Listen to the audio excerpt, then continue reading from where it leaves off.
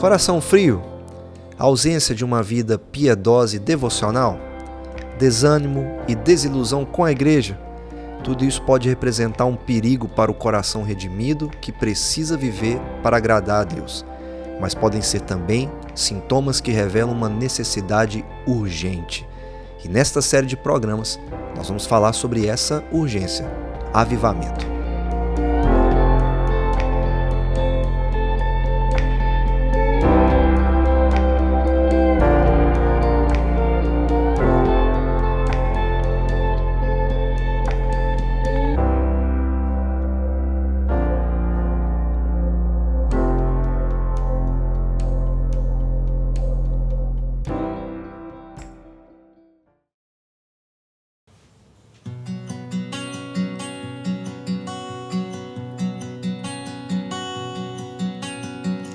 Quando ouço tua voz, tão suave é me encontrar, dizendo que tu és a paz.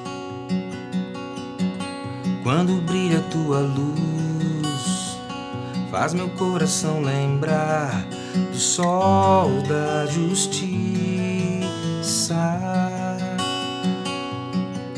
Jesus, tu és a estrela da manhã, eterna luz a me guiar, esperança de um dia mais feliz, fonte de vida que me faz cantar. Jesus, tu és a estrela da manhã, eterna luz a me guiar, esperança de um dia mais feliz, fonte de vida que me faz cantar. Aleluia, aleluia, aleluia, aleluia, aleluia, aleluia,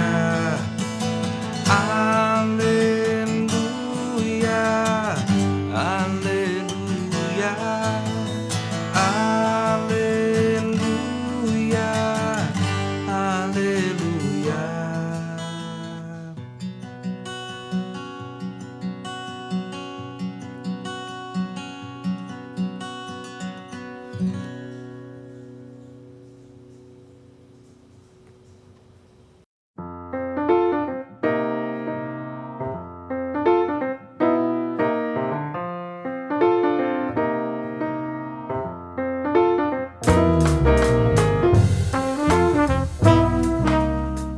Olá, seja bem-vindo mais uma vez aqui ao nosso programa. E primeiro eu quero te agradecer por ter ficado com a gente até aqui.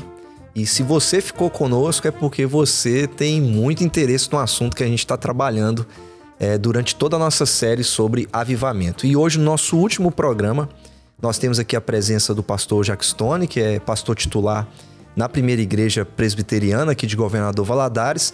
E a gente vai trabalhar um texto muito bom para nós como igreja, porque nós vamos à igreja que a gente gosta de olhar como a igreja modelo para todos nós, que é a igreja do livro de Atos dos Apóstolos. Então, pastor Jacques Stone, mais uma vez, obrigado por estar aqui com a gente. Já participa muito, né, com a gente, sempre, né? E a gente tem um texto muito bom de se trabalhar, porque trata muito da igreja, né? De uma atividade da igreja. Talvez a gente... Aquele momento assim, a gente vê meio que os apóstolos aqui num segundo plano, eles sofreram uma oposição, e quando eles voltam, a gente encontra a igreja em ação, mas em oração. E a oração dentro do avivamento é algo muito importante. Qual que é o papel da igreja ativa em oração para esse movimento de avivamento na nossa vida como igreja? Ô João, é bom, antes de eu entrar no texto em particular, eu queria falar sobre o avivamento como algo que Deus dá. E Deus transforma coisas ordinárias em... de forma abundante. Nós percebemos as coisas ordinárias de forma abundante. Avivamento não é uma coisa que todo dia a igreja experimenta, né? De tempos em tempos, você tem alguns movimentos na história onde é até interessante a fala é como se o Espírito Santo viesse sobre o povo. E aquilo intensificava a pregação do Evangelho, aquilo intensificava as orações, que é o nosso assunto aqui agora. Havia um quebrantamento de coração na igreja e nos ímpios. Então há um grande número de conversões. Você tem uma igreja mais viva num período de avivamento. Então uma coisa que me chama a atenção, a princípio, é lembrar bem assim, a igreja, ela não produz avivamento. Só Deus tem poder de produzir um avivamento. O avivamento é algo que vem do alto, que vem de Deus.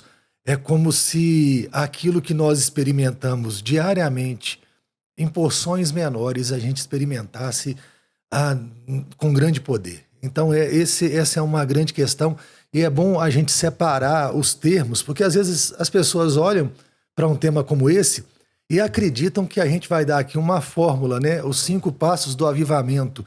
E não existe fórmula para avivamento. Avivamento é Deus dá o avivamento ou Deus não dá um avivamento. Deus vivifica a igreja dele ou Deus não vivifica. Mas com relação à oração, uma coisa que é muito importante Jonathan Edwards que falava uma coisa interessante. E é um grande avivalista, né? E ele dizia que sempre que Deus vai fazer alguma coisa no mundo, Deus levanta a igreja dele para orar. Né? Pelo menos com as minhas palavras seriam assim. Deus movimenta o povo dele para orar. Nada é tão importante para a vida de uma igreja viva do que a oração. Infelizmente, a gente despreza essa parte do relacionamento que é a nossa conversa com Deus, né? Que é a hora onde um crente abre o coração e ele fala para Deus aquilo que ele espera, aquilo que ele precisa de Deus, aquilo que precisa ser mudado nele, né? Então, uma coisa importante é você pensar que a oração é esse grande momento na vida da igreja. Nesse texto em particular, que nós estamos trabalhando aqui, você tem os apóstolos presos, né? Alguns apóstolos, e a igreja orando. Né? A igreja vê uma demanda, e como é que a igreja vai trabalhar isso? Sempre me chama atenção. Às vezes eu fico imaginando uma coisa, e a gente sempre quer uma ação mais enérgica de algumas coisas, sabe? Se eu quero que alguma coisa seja transformada, nós precisamos criar um movimento ou uma rebelião. Nesse caso aqui, quem sabe, a gente pegar em armas e tentar libertar os apóstolos, né? Seria um grande projeto. Resolver igual a eles, né? Vamos devolver com a mesma moeda, não dizer assim. Isso, mas a igreja, ela confia. Ela sabe na mão de quem a vida dela está. E quanto mais a gente confia, mais a gente ora. Talvez o grande problema e é claro que isso também é um movimento em direção ao avivamento, uma igreja que confia é uma igreja que ora. Às vezes a gente pensa que a nossa vida está nas mãos de alguma coisa que não seja Deus. Sabe, você está aí numa enfermidade e você pensa assim, a minha vida está nas mãos da enfermidade, você fica altamente preocupado com a enfermidade, ela vai embora ou ela vai ficar, vai me trazer mais prejuízos, ou você está com algum problema financeiro, ou qualquer que seja. É bom lembrar quem governa todas as coisas e quem usa cada coisa, inclusive enfermidade, um problema financeiro, sabe, quem usa um problema sentimental. O Senhor é Senhor de todas as coisas. Então, quanto mais eu confio no Senhor, mais eu recorro a Ele em oração. Eu confio, eu vou para ali em oração e eu falo, eu não tenho respostas, mas o Senhor tem respostas. Então, uma igreja igual essa igreja aqui, eu não sei nem se a gente pode falar que essa igreja vive um avivamento, porque essa igreja, ela vive um momento único e singular na história quando o Espírito vem. O outro Consolador chegou, então assim, essa igreja está...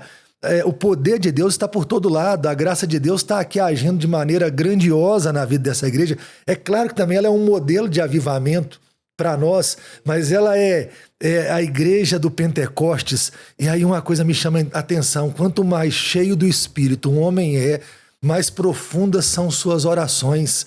E uma coisa que me chama a atenção ele faz orações que aparentemente as coisas são impossíveis. O pessoal está preso.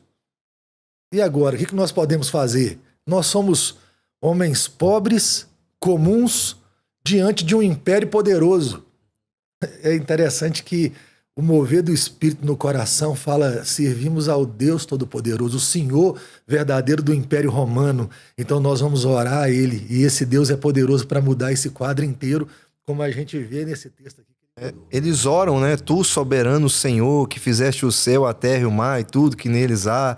Então eles já se voltam para Deus assim: o Senhor é o dono de tudo, o Senhor é o soberano, é o dono de não só da criação, como também de todas as criaturas. Então não há um temor deles, né? Esse texto ele é muito importante para mim. O primeiro livro que eu li, livro assim de conteúdo cristão que eu peguei e li, eu tinha uns 17 anos, foi o do Ronaldo Lidório, Missões, o Desafio Continua. E ele conta a primeira experiência transcultural dele, que ele passa por quase uma morte. E ele experimenta isso daqui. Eu chego a arrepiar, porque ele falou que volta para a igreja com um rapaz que foi solto junto com ele. Ficaram, acho que 2 jovens para trás. E quando eles voltam, a igreja está orando por eles. E aí vem uma senhora e fala assim, chama, né, um dos rapazes e fala: onde estão meus filhos? E aí a leitura do livro é fantástica. Ele fala assim: eles ficaram. E no outro dia encontraram os meninos mortos. Então, naquele dia, Deus livrou o Ronaldo Lidório de um perigo muito grave num trabalho missionário.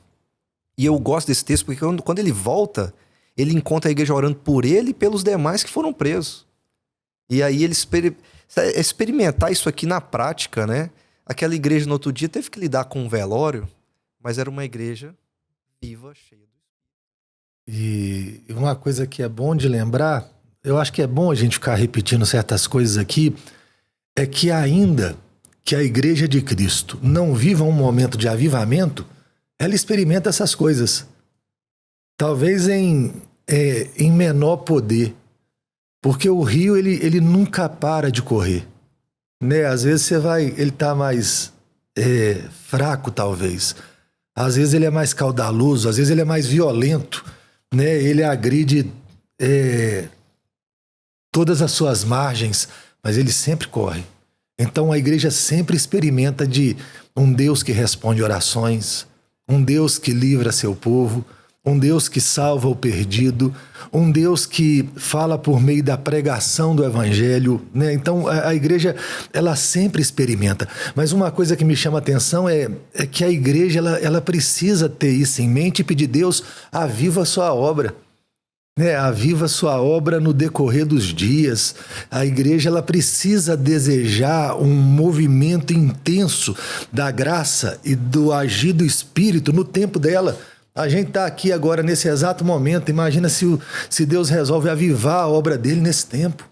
Sabe o quanto os crentes vão ser mais cheios do Espírito Santo, o quanto o amor dentro da igreja cresce, o quanto o testemunho da igreja no mundo é maior, o quanto o cuidado com o aflito cresce. Então toda hora que há um movimento, um avivamento na história, a ação da igreja é uma ação mais poderosa no mundo. Então a gente não pode estar aqui e esquecer desse tema na nossa agenda de oração. Falar: Deus, aviva a obra do Senhor. Deus nos dá mais do seu Espírito. Deus salva o seu povo nesse tempo com maior intensidade. Que o nosso coração se quebrante com as coisas que quebrantam o coração do Senhor. Né? Que nós possamos amar mais o Senhor do que aquilo que o Senhor nos dá. Já viu uma igreja avivada, ama muito mais o seu Deus do que as bênçãos desse Deus. Ela tem um espírito mais peregrino. Nós vamos falar daqui a pouco, ela glorifica a Deus até quando sofre. Ela não pede para parar o sofrimento, ela pede para glorificar a Deus mais ainda. E tem uma relação com o testemunho que você falou, porque essa é uma igreja que ora e ela vai reconhecendo Deus é soberano, tudo que ele fez foi da vontade dele, o seu ungido, o Senhor Jesus Cristo. Então é uma oração muito bíblica, né? Muito carregada de uma teologia bíblica muito boa, até que no final eles ficam cheios do Espírito Santo, aí eles oram assim, para que eles tenham intrepidez para anunciar a palavra de Deus. É o que você falou, a oração aumenta o testemunho e aumenta a coragem para poder entender que esse avivamento não vai poupar a gente também de no outro dia, como essa experiência do pastor Ronaldo Lidório, de no outro dia ter que lidar com a morte, com o sofrimento e continuar testemunhando com coragem, né? Ô João, uma coisa que é boa de lembrar pra gente de vez em quando é que a igreja perseguida, e a gente sabe que a igreja cristã ela é perseguida no mundo, ela não sabe que ela é a igreja perseguida. Né? Ela tá ali servindo a Jesus Cristo. Ela não tá ali pensando, não, nós estamos sendo perseguidos. Ela acorda e serve a Jesus Cristo e sabe que as pessoas são contra ela. A gente que tem todo esse medo, né? Eu acho que o medo é maior da nossa parte do que da igreja perseguida. E aí, quando esses irmãos olham para isso, para esse evento aqui, eles veem naquele evento o cumprimento de uma promessa também. Né? Eles vão olhar e vão falar dos gentios se levantando, se enfurecendo. Imagine, nós somos o cumprimento de uma promessa de Deus. Imagina você estar sofrendo, olha para o Antigo Testamento e você se vê ali. Está um texto das Escrituras e você fala, olha, aquele texto está falando da minha vida aqui agora. Se enfureceram os gentios, se enfureceram as nações. Citam o Salmo 2, né? Eles veem o Salmo 2 com as nações se unindo contra o rei e contra o seu ungido, né? E ele falou assim, a gente está aqui, é o povo do rei. É isso aí. O povo do rei. E eles estão falando assim, olha lá, ó, esse povo que Deus ri deles, né? Deus está rindo desse povo que acha que pode destruir a Deus, atacando a igreja. E aí a beleza desses irmãos, rapaz, o quanto é maravilhoso isso aqui. É quando esse povo para e fala, agradece a Deus, né? E pede poder a Deus para, à medida em que a perseguição tiver mais intrepidez, ela pregar com mais furor, eles sejam mais furiosos, sabe? Eles sejam maiores do que a perseguição.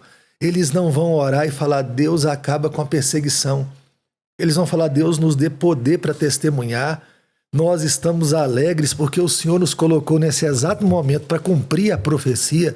Se os homens estão contra o Senhor, contra o ungido do Senhor, e agora nos atacam, o Senhor disse isso lá atrás e nós estamos aqui vivendo isso aqui agora. Não nos deixe parar, não nos deixe desistir. E uma coisa que me chama a atenção é que a gente vive num tempo que me dá a sensação de uma igreja muito morna e muito entregue ao prazer.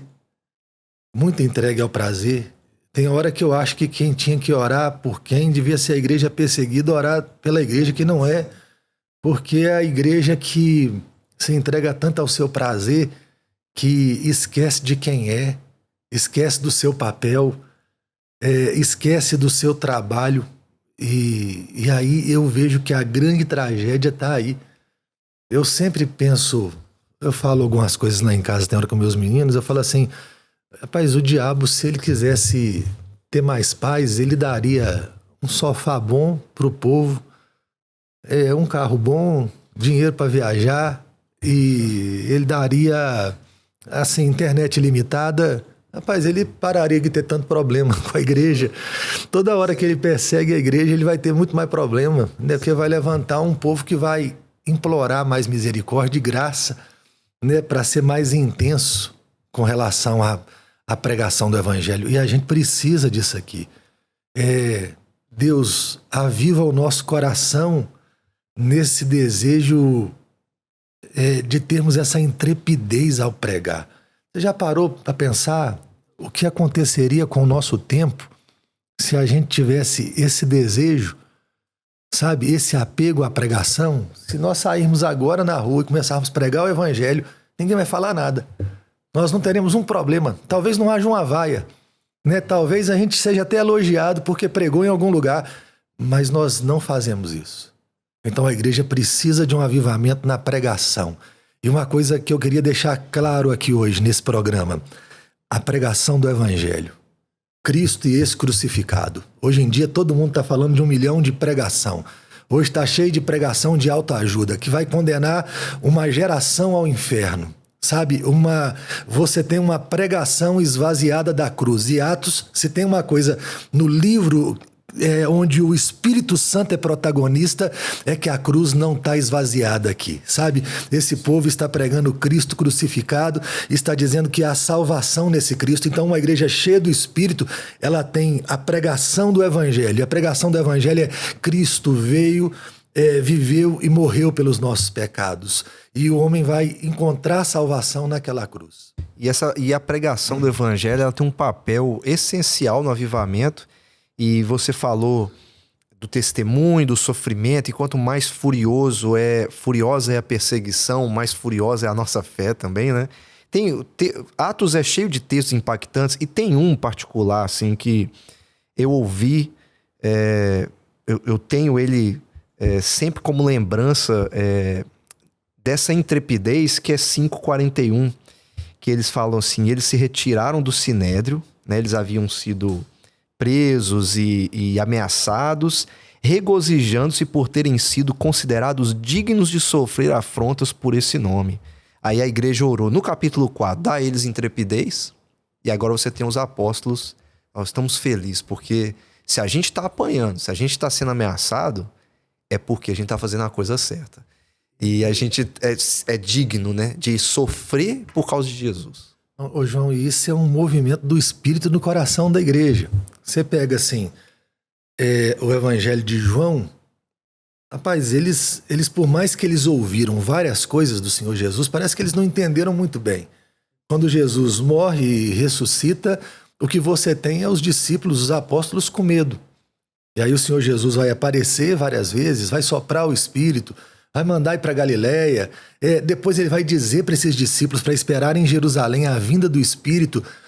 No capítulo 1, versículo 8, há uma coisa que me chama a atenção: recebereis poder ao descer sobre vós o Espírito e sereis minhas testemunhas. Você pensa assim, mas como assim? Eles já eram testemunhas. Eles viram, os ouvidos ouviram, as mãos apalparam o verbo da vida. Mas eles ainda não haviam recebido o Espírito, aquele que sonda as profundezas de Deus. De alguma maneira, eles ainda almejavam uma coisa que Cristo não almejava. E uma coisa interessante é que Jesus vai dizer para ele assim: se eles me perseguiram, eles vão perseguir vocês também. Uma hora eles estão trancados dentro de uma casa porque eles têm medo da perseguição. Eles não têm coragem de abrir a porta, porque eles acham que tudo que eles haviam conquistado até aquele momento estava em jogo. Jesus havia morrido. Como é que abre a porta? O Espírito vem e te convence que ao abrir aquela porta, nada que você perder vai ser menor do que aquilo que você ganhou, ou você não abre. Mas o Espírito os convenceu. Sabe, o Espírito trouxe a eloquência à alma deles de que aquilo que Cristo havia conquistado na cruz por eles era maior do que qualquer coisa que a vida poderia oferecer. Agora eles não têm mais medo. E agora eles têm coragem de anunciar com eloquência no mundo que Cristo morreu, ressuscitou e os salvou. Então uma coisa que eu vou te falar assim: talvez mais do que nunca a igreja precise de um avivamento e de um mover poderoso do Espírito. Sabe, de um mover poderoso do Espírito, onde ela pare de amar o mundo. A igreja acha que vai ter um acordo. João, não tem como ter acordo. No dia que o mundo amar a igreja virou o mundo. Não existe paz, não tem como dar as mãos. Isso aqui é irreconciliável. Então a igreja não está no mundo para ser amada pelo mundo, está no mundo para dizer ao mundo que há um Salvador, e ela vai ter uma mensagem de salvação para os que creem e de condenação para aqueles que não creem. E ela precisa de coragem, de poder do Espírito Santo para fazer isso. Quando for perceber.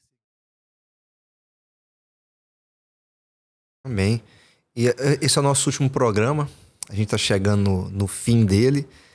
E nós já falamos muita coisa aqui, mas a gente não pode perder essa oportunidade tem pessoas talvez de várias denominações, de várias igrejas diferentes que estão nos assistindo agora. Pensando nessa intrepidez, nessa ousadia. Uma palavra de encorajamento para quem nos ouve, para buscar esse avivamento verdadeiro. Eu queria dizer uma coisa para você, meu irmão, uma coisa séria e importante. Leve as Escrituras a sério. E ao levar as Escrituras a sério, entender que o jeito de Deus para o mundo está nas Escrituras, leve a oração a sério. Ore e peça a Deus um avivamento constante. Peça a Deus que visite a nossa geração com um mover do Espírito singular. Mas talvez Deus não nos dê isso no nosso tempo. Eu espero que dê. Eu espero que a gente viva isso ainda no nosso tempo. Mas se Ele não nos der, peça a Deus um coração cheio do Espírito. Peça a Deus coragem. Peça a Deus que remova o medo do seu coração e te faça fazer aquilo que é necessário. Se apresente e faça o que é necessário. Esse é o chamado de Deus para a igreja dele. Então peça a Deus que faça isso no seu coração. E quando as coisas derem errado, veja nas coisas que deram errado uma oportunidade de glorificar a Deus por meio de coisas que deram errado. Veja na vida a oportunidade de anunciar ao mundo perdido que há um Salvador. Veja em todas as coisas e em cada coisa isso. E eu penso que todo grande movimento começa, João, numa oração simples, sabe? Num homem que fala assim: eu não consigo sozinho, eu preciso do Senhor. Me ajude, tem misericórdia de mim. E terminando aqui, eu espero que esse programa nosso que encerra hoje te coloque de joelhos, você que nos assiste, e te faça pedir a Deus: aviva a sua obra. Aviva a obra do Senhor no decorrer dos dias. Deus, aviva o meu coração. Aviva a igreja do Senhor. Venha com poder sobre nós nos dias de hoje. Deus abençoe a sua vida. Deus nos abençoe. Um abraço a todos. Amém. E você que acompanhou a gente até aqui, a nossa gratidão a você. Se você quiser ver os outros temas que nós abordamos aqui, você pode acompanhar todos os nossos programas pelo nosso canal no YouTube. Que Deus abençoe a sua vida. Um grande abraço para você e para sua família.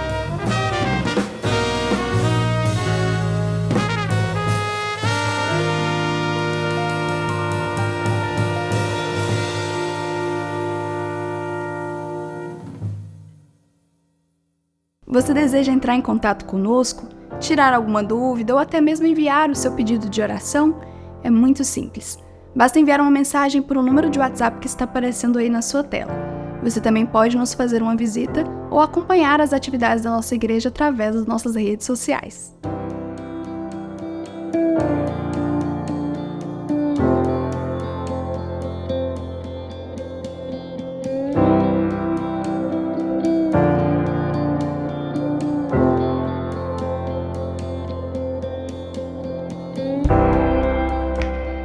Eu quero agradecer a você pela sua companhia durante todo o nosso programa.